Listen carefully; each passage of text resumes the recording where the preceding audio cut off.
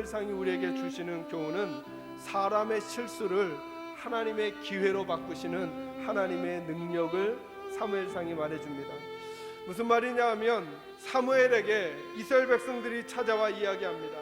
우리에게 하나님 말고 왕을 주십시오.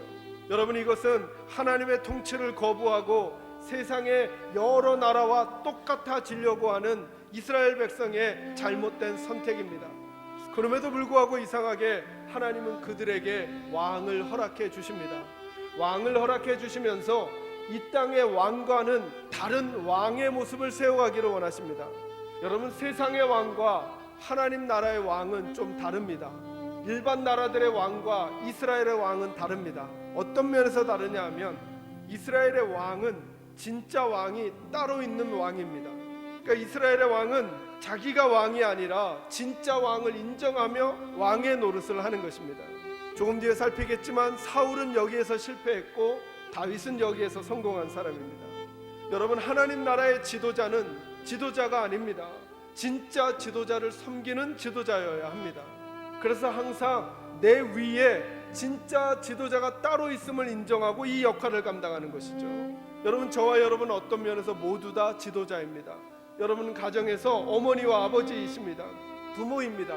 근데 여러분, 하나님의 나라를 경험하려고 하는 가정은 그 부모가 진짜 부모가 따로 계심을 인정하는 부모여야 한다는 것이죠. 예를 들어 내가 남편이고 그리고 아버지라 가장입니다. 근데 여러분, 내가 가장이면 이곳에 하나님의 나라가 만들어질 수 없다는 것입니다. 이것이 하나님의 평가입니다. 하나님께서 사람들이 왕을 세워달라고 하는 이야기를 통해 그 실수들을 바꾸어 하나님 나라의 통치 방식을 알려주시는 것입니다. 무슨 말이냐면 이제부터 내가 너희에게 왕을 세울 텐데 그 왕은 진짜 왕인 하나님을 기억하는 왕이 되어야 한다는 것입니다. 그래야 이곳이 하나님의 나라가 된다는 것이죠. 여러분이 여러분 가정의 가장이십니까? 그러면 여러분 가정에 진짜 가장이 따로 있음을 여러분이 아셔야 한다는 것입니다. 그 가장을 바르게 섬겨야만 여러분의 가정이 하나님의 나라를 닮은 가정이 될 수 있다는 거예요. 근데 만약에 교회를 다니기는 하지만 예수를 믿는다고는 하지만 진짜 가장이신 하나님을 인정하지 않는 가장이 그 가정을 다스려요. 그럼 내 마음이 원하는 대로, 내 감정이 동하는 대로, 내 성격이 발현되는 대로, 내가 아는 경험대로, 내 방법대로 자녀들을 대할 것이고 아내를 대할 것이고 가정을 꾸려갈 것입니다. 그러니까 거기는 어느 시대와 똑같아지느냐 하면 사사시대와 똑같아지는 거예요. 누구 마음대로 해요? 가장 마음대로. 이걸 1인칭으로 이야기하면 내 마음대로 하게 되는 거죠. 누가요? 아버지가, 누가요? 남편이, 누가요? 때로는 아내가, 누가요? 때로는 어머니가. 그러니까 엄마가, 아버지가, 남편과 아내가 주인이 되고 진짜 주인이신 왕이신 하나님이 사라져버리니까 그곳엔 하나님의 나라가 이루어질 수는 없는 거예요. 다른 가정과 비교해서 조금 나은 가정 될 수 있을지 몰라요. 그런 것도 잠시인 것이죠.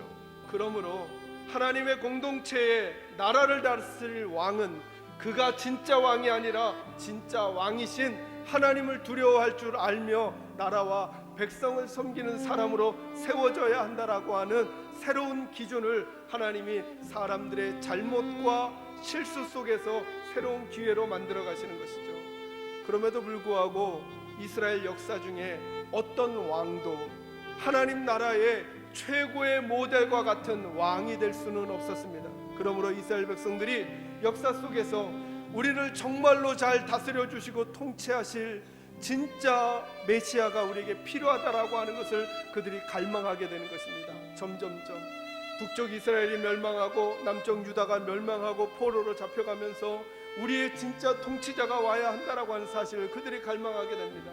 그런데 육적인 이스라엘은 지금도 그것이 정치적인 지도자라고 생각하고 있지만 하나님은 하나님 나라의 진짜 왕이시며 지도자이신 예수 그리스도에 대한 열망을 성경 속에 담아 놓으시고 하나님 나라의 시작과 완성은 예수 그리스도 때문에 가능함을 우리에게 보여주시는 것이죠.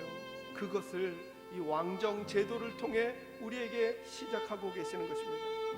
하나님께서는 사람들의 실수를 바꾸어 하나님 나라의 기회로 삼으셨습니다.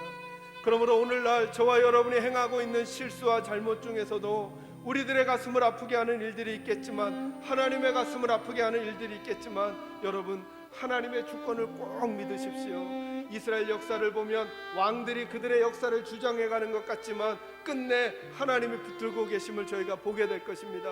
그러므로 내 인생의 주권도 하나님께 있습니다. 여러분 가정의 주권도 하나님께 있습니다. 우리 교회의 주권도 하나님께 있습니다.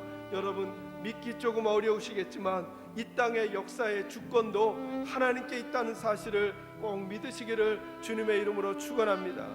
모든 왕들은 왔다가 갈 것입니다. 세워졌다 쓰러질 것입니다.